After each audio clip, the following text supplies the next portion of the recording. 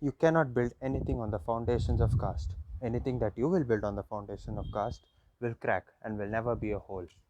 This was said by Dr. B.R. Ambedkar. With that quote, you would have guessed where this is all headed. Yes, it's about the reservation systems in India. As we grow into that stage in our youth where we begin to decide our career, most of us are in the dark about an ugly truth in India. Most of us are unaware of this until we sit for a first competitive exam on a national level, and then we slowly realize that this exists all over India. FYI, the Indian government has reserved 50% of the seats to the SC, ST, and OBC caste, the numbers of which in some states are extraordinarily high. For example, in Maharashtra, it is as high as 78%. In Arunachal Pradesh, it has touched 80%. Why should anyone have a problem with this? When the reservation system was introduced, it was done so to uplift the downtrodden, which is actually a noble undertaking considering India's post independence crisis. Nevertheless, after the scheme was to be implemented for 10 years, but the politicians have found a loophole and have exploited it ever since. This reservation system has found its way in every walk of life, in every comprehensive scheme envisaged by the Indian Constitution. To name a few, provisions for loans, grants, scholarships, healthcare, legal assistance to women, SC, ST, and other backward classes, quotas in educational institutes and government jobs, safeguarding of vulnerable groups from exploitation and oppression, and many more. At least on an academic or a professional level, there are several deserving candidates who lose out to a student who has reservations. From a student's point of view and on a personal note, it is not wrong to reserve seats for the backward classes, but at what cost? The cutoff for getting admissions into several education institutes is ridiculously low. In the case of a student from SCST, and if he has a combination of reservations, the cutoff is as low as negative marks. Technically, such a student simply has to write his or her name on the OMR sheet or the answer script. His admission or her admission is almost done. Whereas the same student, if he belongs to a general category, he has to slog out even more.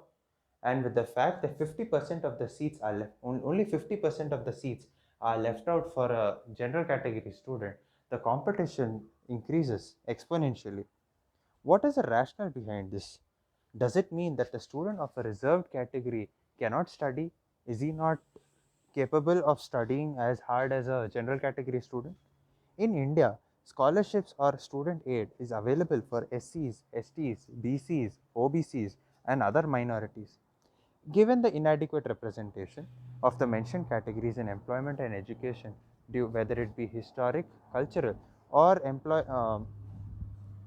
or societal reasons, believe it or not, only 0.7% of scholarships or student aid in India is given based on merit.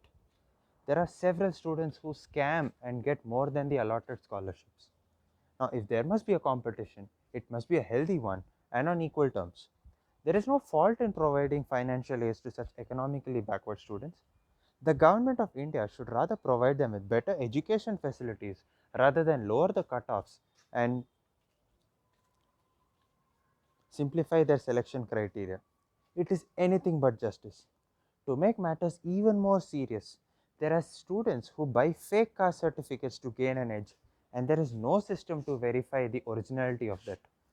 Another quota which adds to the misery is disability quota. Ask yourselves, is it really important to have a disability quota?